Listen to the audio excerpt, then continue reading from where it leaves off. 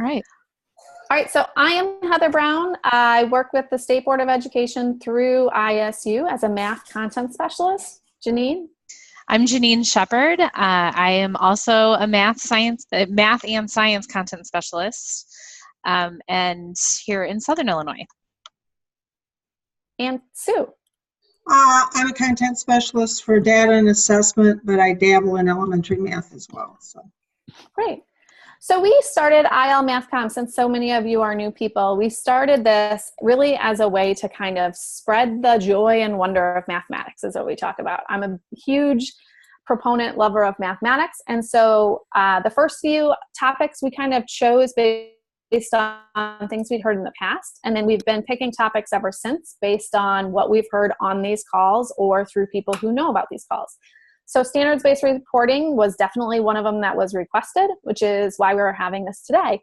In the process of us doing this, not only are we trying to spread the joy and wonder of mathematics, but we're also really want to have the opportunity to celebrate the great work that is happening across our state.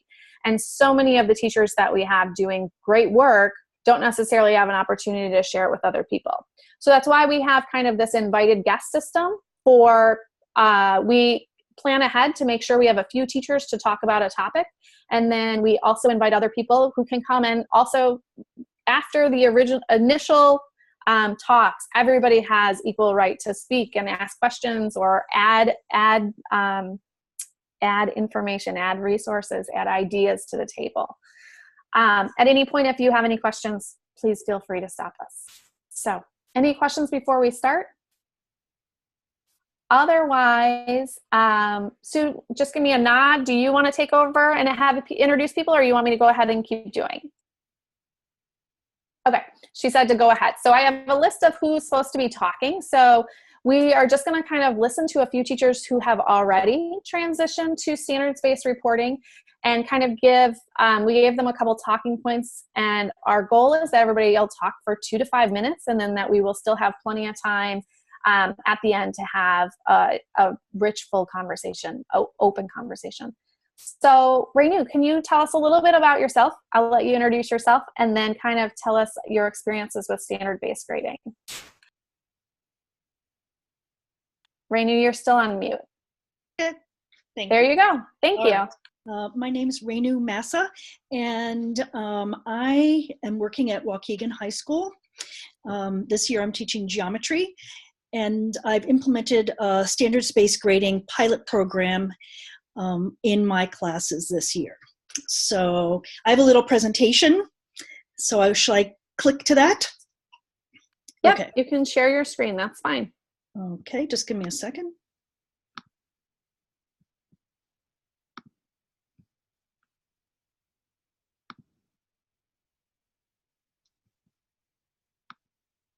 All right.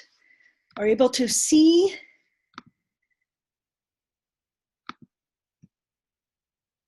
We are. All right. I'm trying to play it. Can you see it okay, though? We can see it, yeah. All right. So let's go to the next thing. Oops. So what I thought I'd talk about briefly is how I got started, why I switched to standards-based grading. I know you're referring to it as standards-based reporting, parent-student communications, how I'm actually doing the grading, and things that I suggest that new teacher or teachers who are starting keep in mind when they do standards-based grading. So I mentioned that I am involved in a standards-based grading pilot program. There are about 5 of us in the math department who were requested to come up with a sort of plan and a program to begin. And so I've been doing that in my geometry classes. Why I switched to standards-based grading is I really wanted to get a better sense of how, well, I guess, remove the behavior issues or behaviors from the actual grading and focus on the mastery of the standards that we had decided are key for students to understand in order to be successful in geometry. And I guess it validates the fact that, yes, we understand that we grow and we learn at different paces. And also standards-based grading, I think, reflects an understanding or recognizes that, yes, many of our students have issues outside of school that may negatively impact their ability to learn when, say, you would hope that they would learn in a regular, I guess, time frame. So that's why I decided to implement it. Some of the things that we had done is we made sure that we informed parents about how we were going to be doing our grading. And so we came up with, I mean, I've spread it out into a few pages, but we came up with a one-pager front and back that we could hand out to parents during like the open house. We also gave copies to students. And we eventually also handed out information to other people in the school who didn't really understand about standards-based grading, and we needed to kind of have them on our side. Like, for example, we had students, like I have students who were also having special ed resources. And so I had to be able to communicate effectively with the teachers, the inclusion teachers and the diverse learner teachers, to make sure that they understood what I was trying to do, so they realized it wasn't a negative thing, right? And that they could understand it as well. So, because as we go through it, you'll see some of the numbers were a little bit challenging, okay? So we discussed this. So this is something that I thought was really helpful. We found something online, and I'm going to go through it in a little bit more towards the end, that kind of put things in perspective about what the grading actually meant. Okay, I'm going to skip through it because I think I'm talking or running out of time. So these are the things I had posters made and put across the room, and gave time to be able to explain to my students what standards-based grading was, because they had never, at least my understanding is, they had never had that system before. And so they needed something that was easy to understand. And so I had 2 in each room, and they knew that 1 meant that I don't get it, I need help. 2 means I kind of get it, I need a little help. 3 means I got it. 4 means I got it, I can teach it to a friend. Now, is that standards-based grading or Common Core standard wording? No, but that's something that they could understand. And then once they understood a little bit more, then I started using the bicycle example, which I found this online as well. Okay, so let's keep going because I think people want to know more about the grading. Okay, so I created something and I put posters up on the wall for my students. One thing that I found a little challenging for my students, or for us, is that our grading system at our school is not designed for standards-based grading. We have Infinite Campus, and there is a feature that the school could purchase to make it easy to put in the grades into the system, but we don't have it. And I know that there's another school, I think it's Deerfield High School, and they've purchased that feature. So then it's really easy to put in the grades. So what I figured out is I use this system where I kind of put down in a table and on the wall about how the grading actually, what it actually is. So I put down the Marzano scale that I mentioned, the proficiency level from advanced to emergent to no work, what the score would be for standards-based grading, what the grade actually represents, and what the percentage range is, okay? And it took a while to be able to explain it, but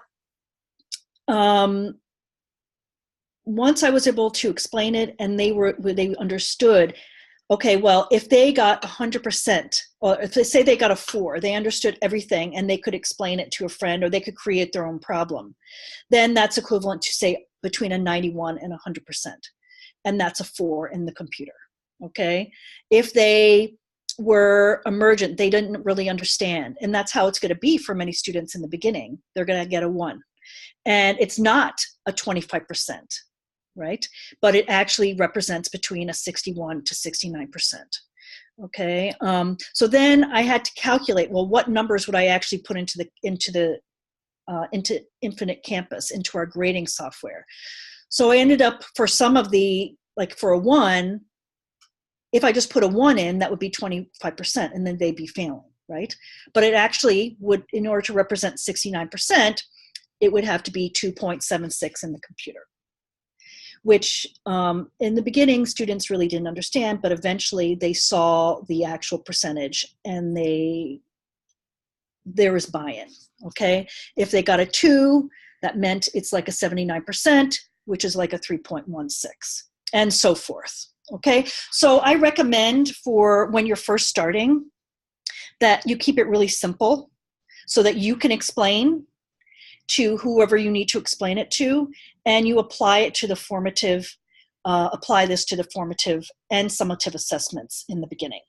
Okay, then the next thing I did is over time, I realized that, here, let me just go to the next slide, that it had to be a little more involved, okay? I didn't show this to students.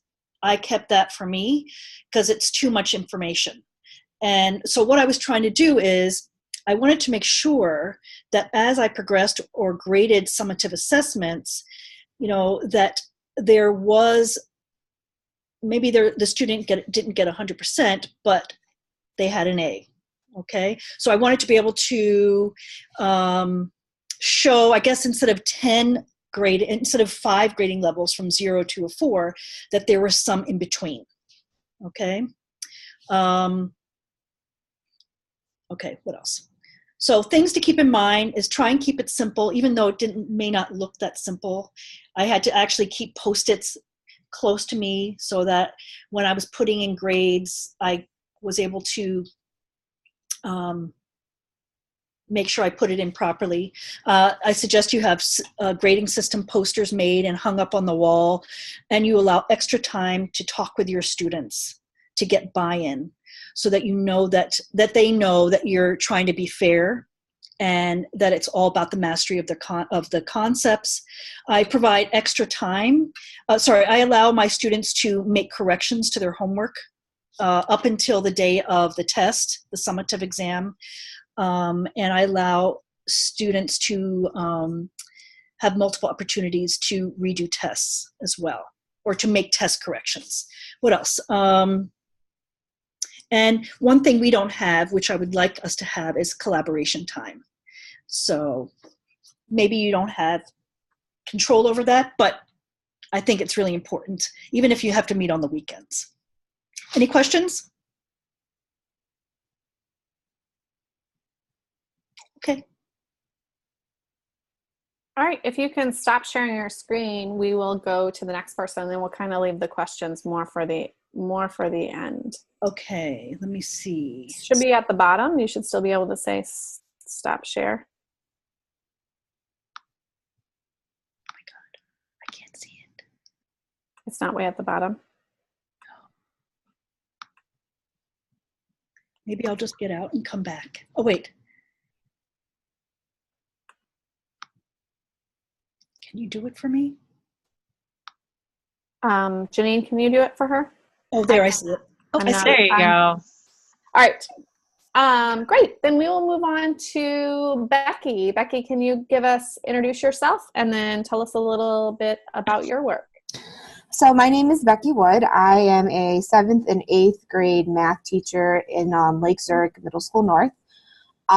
We have, as a math department within the middle school for the past, probably 3-4 years, have been progressing towards the standards-based grading. Just like in Waukegan, we also don't have a reporting system that is standards-based grading. So we kind of had to do the same thing where we were converting what the level of knowledge was into percentage points. And I'll show you that conversion chart that we came up with. But the reason why we really decided to go into the standards-based grading was because we wanted the conversations that we had with students and parents to be more about the learning than about the number of points that they've earned on a given assignment or for a quarter. And so it became a discussion between me and a couple of my colleagues about, well, how can we do that? And we were encouraged to read Marzano. And so we were able to look at that, and we decided to give it a shot. For the most part, I will say that there have been a lot of great benefits with the standards-based grading. We do have less and less kids talking about, well, how many points do I need to get an A? I mean, it still happens because unfortunately just that's the nature of our grading system, but it has become more about, well, what do I need to do to meet the standard? And that's the vocabulary that we really try to encourage the kids to use is, what do I need? Not what do I need to do to get an A? What do I need to do to learn that standard? So we have come up with,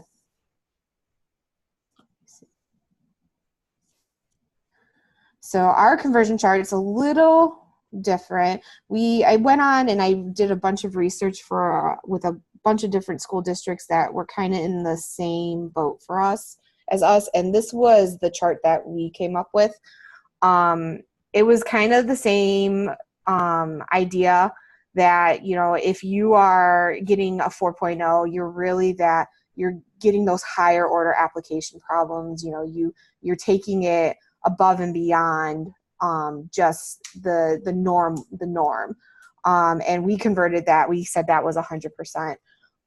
We actually ended up going to quarter points, which I don't necessarily like, but because it doesn't, because our school is set on an A-, A+, B-, B+, scale, we had to present those opportunities for kids to receive those points. And this was kind of the compromise between the teachers who decided to go with it that we came up with. It's not perfect by any means. And we're hoping within the next couple of years that we will have a standards-based grading reporting system so that we don't even have to worry about this anymore.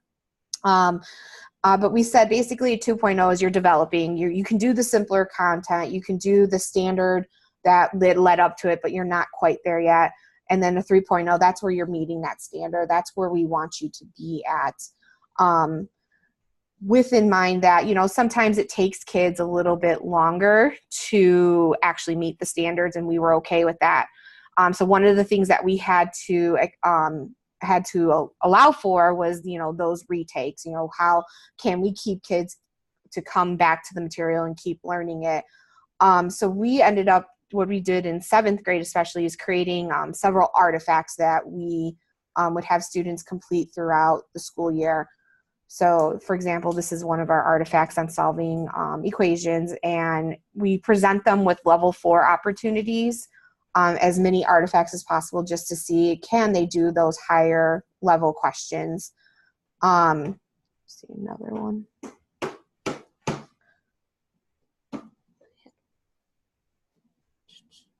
we go. And basically, we tried to really encourage them to focus on the standard score rather than, is this an A, this a B, is this a C? It's led to some really good conversations between you and me and the students, but also I have a co-teacher, and the conversations that we have are actually a lot different as well.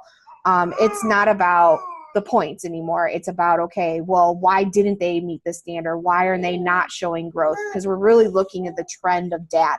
Where do they start off at and where do they finish? Because by the time they take that assessment, ideally, yes, we would like to have them meet the standard, but if they're not ready for it yet, what could we have done differently? What can we do to get those kids to meet the standard? What a little extra do we have to do? And I'm very lucky to have a co-teacher that allows for that, where she could do a small group pull out, or we could split the class into half and she teaches one side and I teach the other side.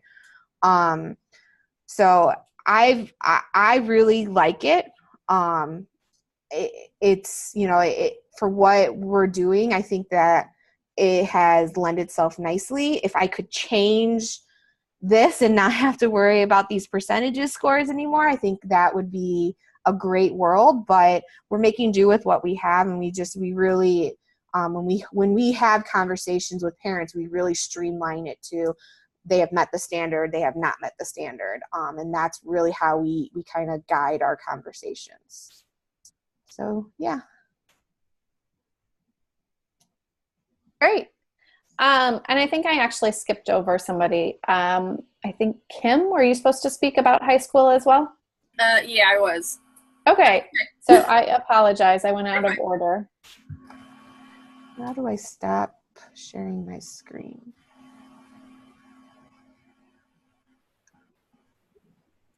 Did you figure it out? Is it way up top? Up here. Oh, yep, there you go. But it's such a cute picture. Thanks. Adorable. And a Cup fan. Well, my husband is not me. I'm a Sox fan. We're a house divided. Okay, pause share. Stop share. There we go. Stop share. There you go. All right. All right, Kim, you want to take it over and introduce yourself and tell us about the work you're doing? Sure. My name's Kimberly Malone. I teach at Abingdon-Avon High School, just south of Galesburg. And I teach there's two of us in the math department. There's our Algebra 1 and Geometry teacher, and then me, I teach everything else. And we decided this last year to go to standards-based grading, mostly because we were noticing that the kids were focusing more on did I get it right and not did I do it right. So more of we wanted to do more emphasis on the process than the correct answer. So when we went about it, we have not done standards-based at all in our school. Our grade school went to it, and they have an actual 4-point scale that they work on.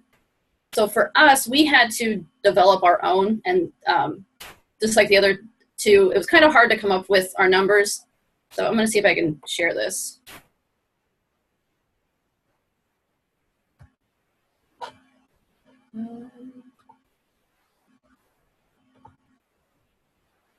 Okay, can you guys see that? So this is what we came up with. We're very technological when we come up with how our grading was.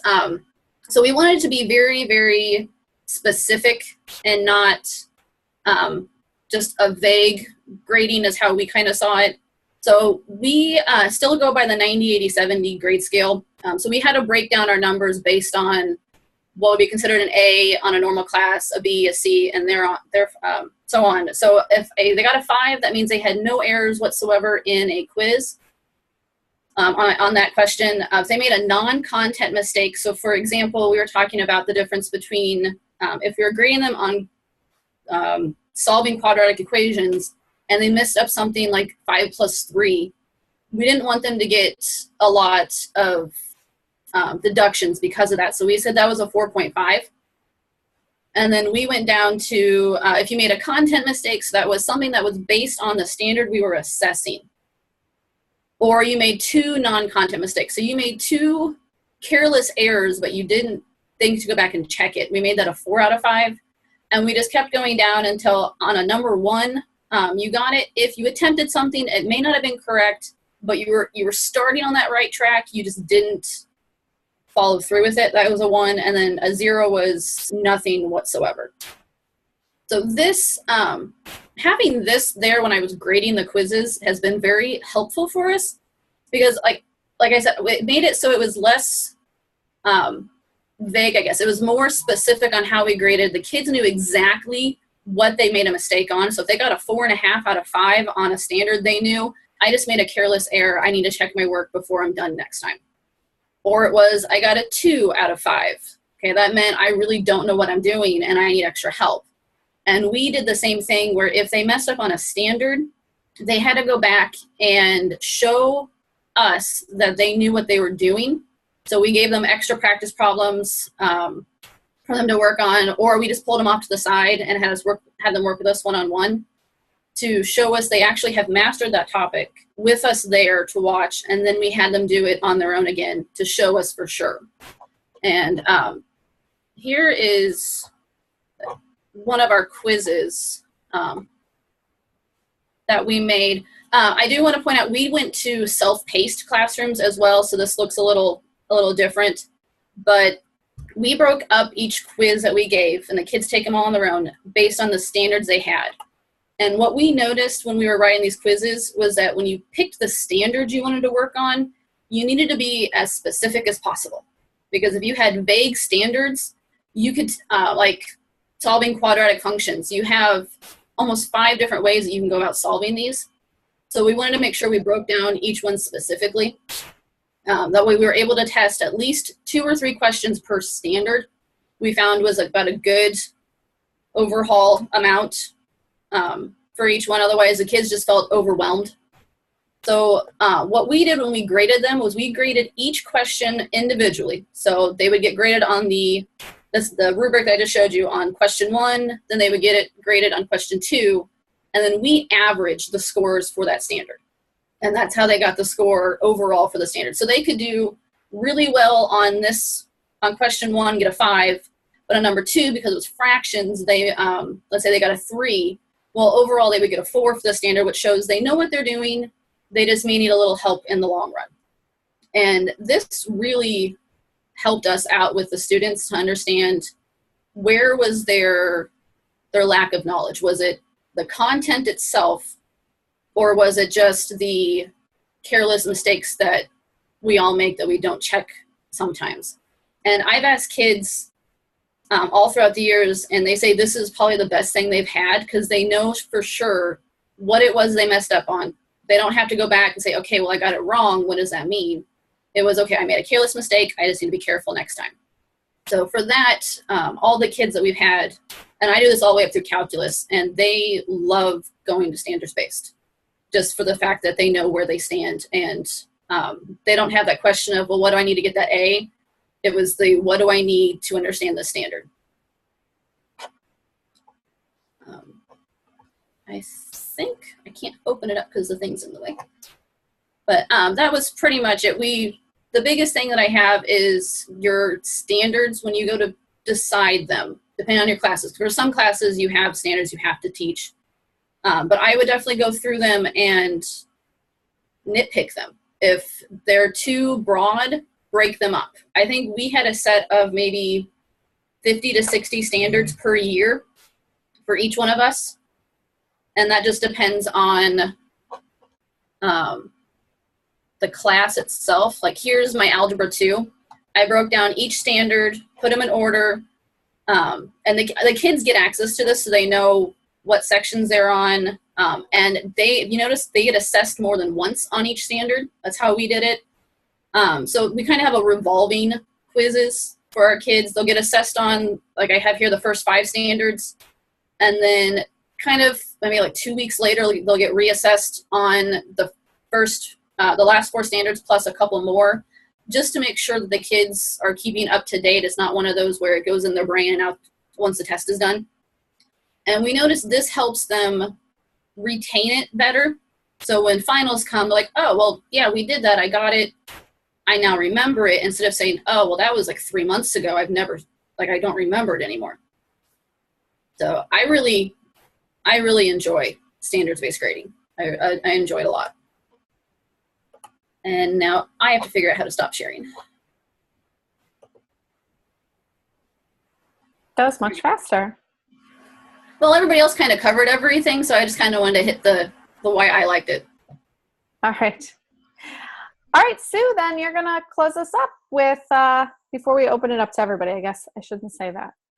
Hi, I'm Sue Mainville. As far as standards-based grading, I was the elementary math coordinator in Rockford, so I helped create the first standards-based report card for Rockford District. Worked with teachers for a couple of years as we adopted it. Then I went back in the classroom my last year there and taught with standards-based grading. Moving on from there, when I started to work for the state, we created a state template, and I've worked with a lot of districts on that. So it's definitely been, I've had a wide range of experiences with it. I want to compliment those. It sounds like all of you have kind of gone off on your own, even though you don't have your entire school or district. Maybe your elementary has done it. So that's a huge, huge thing to do. So kudos to you on that. Also, one of the things I heard that I hear all the time is there's a big problem with the online grading aspect that is not standards-based friendly. And that's huge. Because we don't want to use percentages, and we all know that, but that's what the that's usually what the program insists on. We want to go with trends and scores. And it's hard, while we can do that on a personal format, we can't very well on the district ones when they average and do percentages. So that's a big challenge. Probably in elementary, the thing I focus the most on is making sure that teachers have their students working in groups frequently so they can do more individualized work and working in small groups, because that's huge in math centers as well as reading centers. Communicating with the parents with a positive attitude. I agree. I think the students become more engaged and more aware of what their needs are.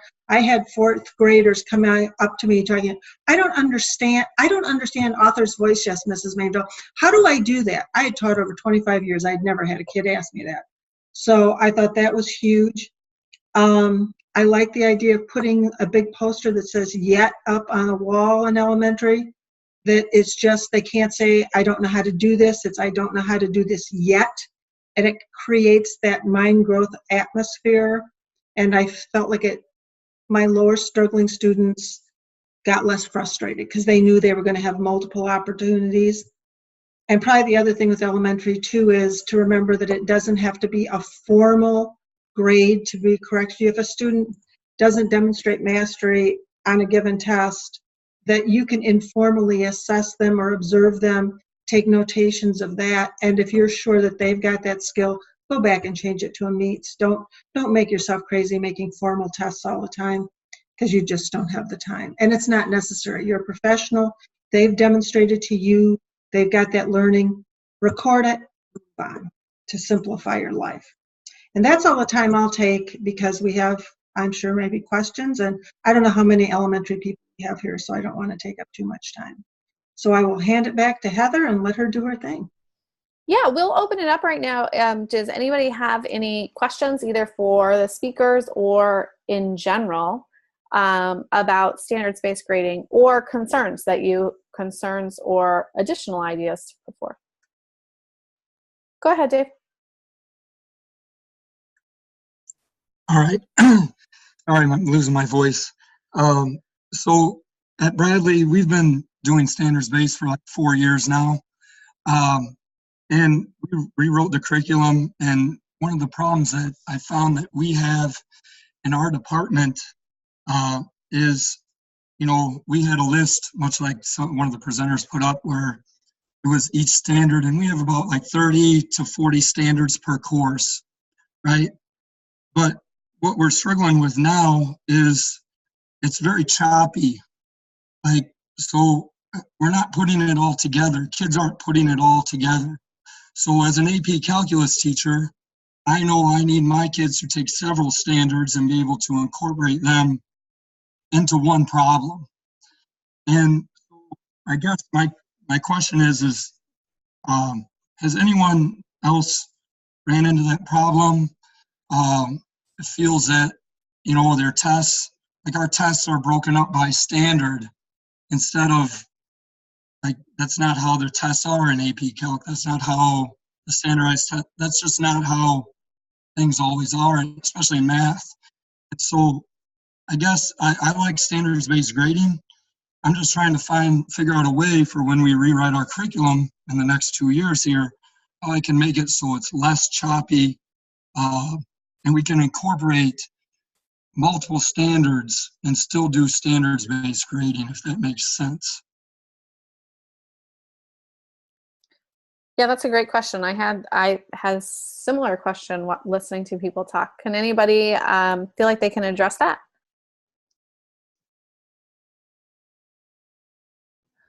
I can kind of speak to it. I know we also had kind of similar concerns about putting it all together, and so we still give our unit assessments. And as of right now, we kind of count them separately from the standard grade, because we still want the kids to take everything that they've learned from the unit and apply it just like we would before standards-based grading. Another thing is that we're trying to really do is bring in that spiraled practice So even though we're not necessarily working on that standard, it's still expected that they have to use some of those standards in future standards. So we really are trying to spiral it back so that they see it multiple times and it's not just, okay, we're done, we're moving on, and that's it. So can you delve into that a little more, Becky? You said you had these kind of open-ended questions, but then what are the quizzes that you said kind of scored separately? So how do those incorporate into, say, a student's final grade or something? So the way our percentages, I guess, work right now is we have 5% towards daily practice with our homework, things like that. And then 95% is based on their standard grade. And incorporated within that is what we call our summative assessments. And those are our end of unit tests. And they're not necessarily linked to just one standard. They're linked to all the standards for that unit. And it's kind of a final score for that unit. Can they put it all together? Whereas like our other assessments and our other, like, we don't call them quizzes, we call them artifacts. Those don't necessarily count towards their grade. Those are just data to come up with a final grade for that standard. I don't know if that makes sense. So like we have artifacts and we have assessments. And what I do is I look at the trend and I see where they started off and I see where they ended. And ideally that end score is their highest score. And so that is the grade that I give them for that standard. But when we're trying to put everything together and we're testing multiple standards and seeing they can make the big connection, then we just call it a unit assessment grade. And it's not necessarily based on individual standards. It's based on, can you put them all together?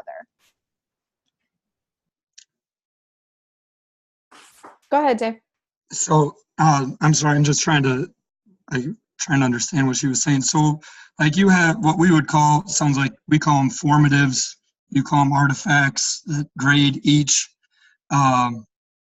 individual component, right? And then, so you give a score for that, and then you have a summative assessment. That's what we have too. But your summative, how much of that final unit grade is your summative then? You might have said it and I just missed it. So it's part of that 95%. It doesn't have like a separate score. It's rolled into that 95% of their grade is made up of their standard levels. You know, where do they end up as we complete each standard, and of these unit tests that we give at the end of each unit. Okay. Thanks. All right. And one ahead. quick question too is, couldn't you also have, as part of your expectations, your standards, things like applies, whatever this thought is, whatever the skill is, how they combine them or they apply them or whatever, just have that as one of the things that you're evaluating. Like, they can do these things separately, but when you try to get them to combine them, that's a problem. Then give them a 2 or a 1 on that, and that's something they need to work on in a rubric kind of format. You've got it separately, but you also need to combine it and just have that be part of your rubric and part of your score. I would definitely do that. So have a standard that says they need to combine these. Yeah, that's right. Yeah. Combine them, apply them, because you want application, you want higher level thinking. We don't want it all just at that base level. And that kind of also goes into the mathematical practices, which yes. I know in the middle school, we try to focus on those quite a bit. And I know once we have a standards-based grading report card, those will hopefully be part of their grade. So I know, like, you know, they have to be able to use each of those math practices and that might also be a way to get them to connect all the standards. Mm-hmm. Cindy, do you have a question? I don't have a question, but I in our school district, first of all, I'm a principal of a K-5 building, and we've been doing standards-based for the last 4 or 5 years, in which I developed for the district, and I might be able to answer some of Dave's question on how we do it at the elementary level, because I see some similarities with how Becky does it in her district as well. But for the unit tests, what we do is we still give the unit tests but we break down the unit test per standard. So instead of giving one overall grade for the unit assessment in math, we break the assessment down into standards. So a student might have 5 different grades coming from one assessment because there's 5 different standards that are being assessed. So we kind of break down the assessments that way. Does that make sense? Mm-hmm. That is also how I do it in 8th grade. I have like my standards from 8th grade. They're broken down into 12 different topics, and then I have all of my standards underneath those 12 topics, and then I assess over each one of those topics. But there's several things under them, so that sounds very, very similar to that. Yes, same here. For the high school, for the geometry, can you hear me? Hello? Mm-hmm. Yes. Yeah, we can hear you. Oh, okay. So for say geometry, if I gave a test on say right triangles and trigonometry, it has 3 or 4 standards, and so when it comes time to scoring the test, I give them a grade per standard. But within that standard, for example, for trigonometry, it may include using or for right triangles, it may include using the Pythagorean theorem, or using trigonometry to find an angle, using trigonometry to find a side. Can you use it in an application problem? Can you create your own problem? And so then I am able to determine, does that student, can they do the basics, and have they actually mastered the standard? So that's how I do it, similar to what the previous speaker was saying. Rachel, did you have a question? It looked like at one point you were trying to talk. Maybe not. Nope. All right. Did anyone else have a question or comment to add? I guess I have one question. We don't, our elementary does standard based, middle school and high school do not. When you guys do standard report cards, I'm guessing in 60 standards, that means each quarter you're seeing different standards on your report cards, because otherwise those report cards are extremely long. Because I know my own children at home, they're almost 4-page report cards by now with their standard base. You guys do different standards each quarter? Really what the research shows is that you need to combine standards and then have the same ones all year. Use general terms, and then as a teacher, you know which standards fit under each of the general terms. If you look at like our standards-based template on our website has no more than 5 or 6 under each heading. This is elementary.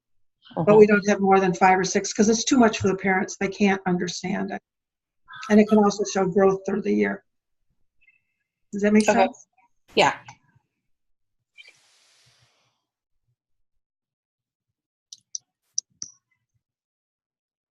Dave, it looked like you had another question.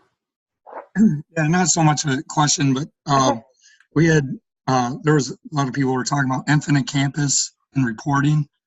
I don't know if this helps you or not in your district, but we also have Infinite Campus, and like I said, we've been doing standards-based for 4 years now. We're totally off of percentages, and we have Infinite Campus. We don't have this, whatever, I'm going to ask about whatever Deerfield has. I'm going to see if someone's actually looked into that. But what we do is you can enter grades. Like we started with 4, 3, 2, 1. Now we're back to A, B, C, F. I mean, it's all the same stuff. But we just enter those, and then we come up with a grade individually. So like if I have 4 outcome assessments, if I have 4 outcomes in a semester, I'll have outcome 1, outcome 2, outcome 3, outcome 4 all lined up, and a student will have a grade in each one. And then we just have a formula that calculates that. So it's like if a kid has 3 A's and a B, obviously they have an A. But we don't enter numbers. You can use Infinite Campus without numbers. You just, I mean, you can call them and ask, I guess, but I'm just saying you can do that if you're interested in researching that. it is possible. Okay. You know, one thing that I do is if, like, say at the end of the, say at the final exam for, say we just had a final exam and we have the same standards that students were tested on during the semester, right, for the unit tests.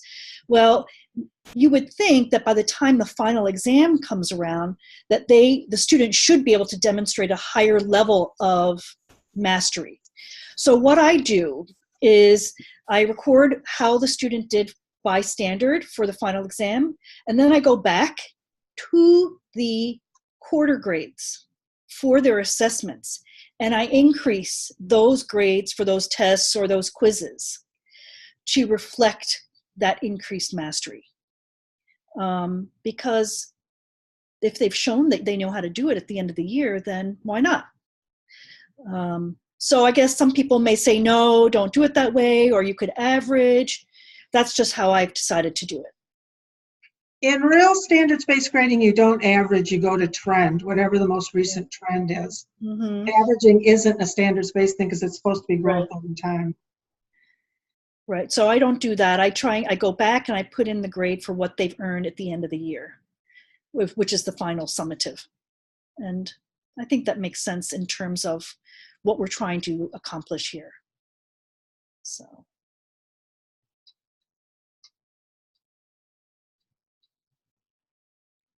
Great. Any other questions or comments? In our junior high in 7th grade, 7th and 8th grade, we do a 5-point scale, but we are looking to switch to a 4-point scale. Is there pros and cons to either one?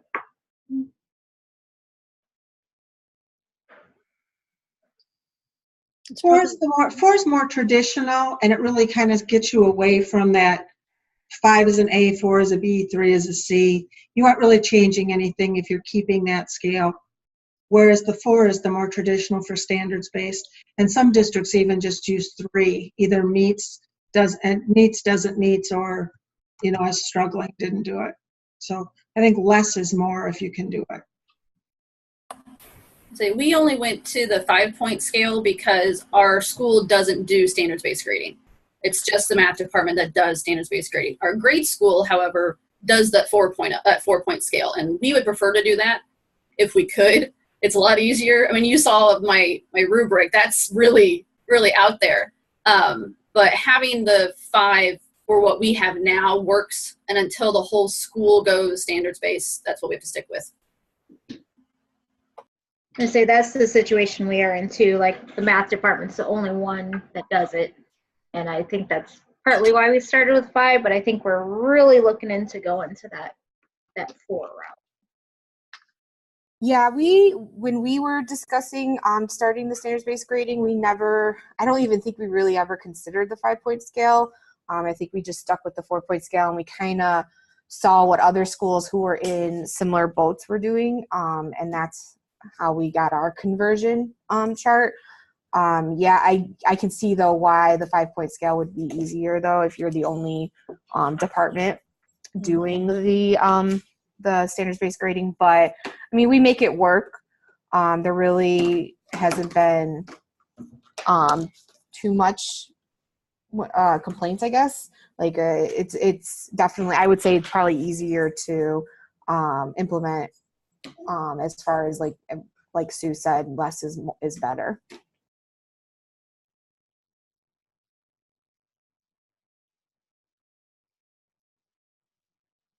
Great. Any other questions or comments before we kind of wrap it up?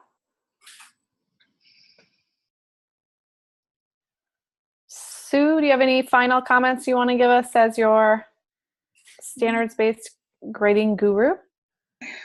Just if you haven't seen the Illinois standards-based reporting website, you might have some information there. We've got some rubrics. We've got some resources that you might find helpful. So it's Illinois standards-based grading. So yeah, I'll put it in the chat window. Did you already do that, Sue?